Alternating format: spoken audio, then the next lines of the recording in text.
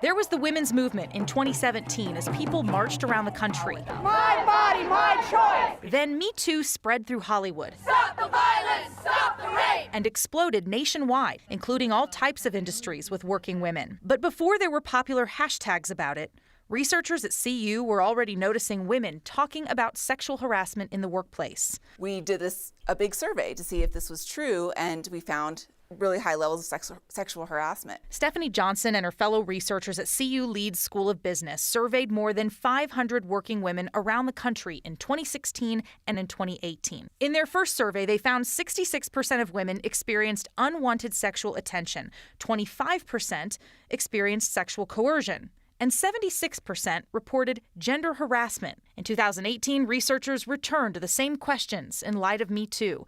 This time, they found fewer women experienced unwanted sexual attention, now 25%, and fewer said they were sexually coerced, down to 16%.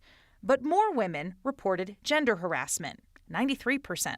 Overall, I think the study really shows that Me Too worked. Sexual harassment is declining in the workplace. People are taking it seriously. Great news that sexual harassment is declining, but if gender harassment is increasing, then that shows that we have an increased hostility and negativity toward women in the workplace, and that's not really going to help organizations perform better.